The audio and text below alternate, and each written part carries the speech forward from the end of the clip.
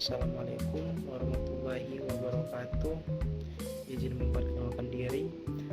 Nama Andi Wahyudi, kelas manajemen 22B, NPM 2241 1201. Mata kuliah MSDM.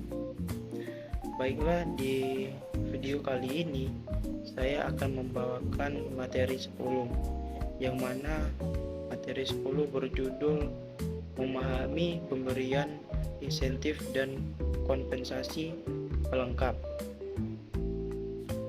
Oke, baiklah, langsung saja ke materinya.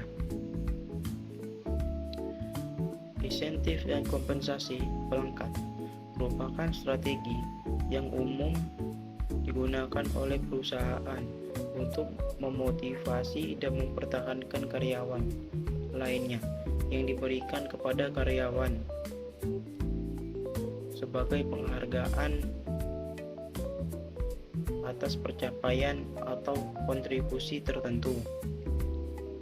Sedangkan kompensasi pelengkap adalah kombinasi dari gaji, tunjangan, bonus, dan manfaat lain yang ditawarkan kepada karyawan sebagai bagian dari paket total kompensasi mereka. Pemberian insentif bisa bervariasi, mulai dari bonus kinerja berdasarkan pencapaian target, program bagi hasil, hingga hadiah non-moneter seperti liburan, sertifikat penghargaan, atau kesepakatan untuk mengikuti pelatihan atau kursus tertentu. Insentif ini bertujuan untuk mendorong karyawan agar bekerja lebih baik dan mencapai tujuan perusahaan.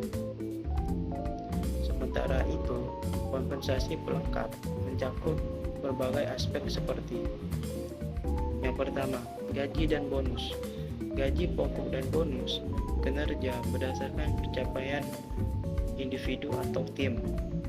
Yang kedua, tunjangan seperti tunjangan kesehatan, tunjangan transportasi, tunjangan pendidikan, dan tunjangan perumahan. Yang ketiga, manfaat karyawan, misalnya asuransi kesehatan, program pensiun, cuti yang dibayar, dan fasilitas lainnya. Yang keempat, keseimbangan kerja dan hidup, program fleksibilitas kerja, cuti tambahan, atau dukungan untuk keseimbangan kerja dan kehidupan pribadi. Pemberian insentif dan kompensasi pelengkap yang baik dapat meningkatkan motivasi retensi karyawan, serta menciptakan lingkungan kerja yang lebih produktif dan memuaskan bagi karyawan.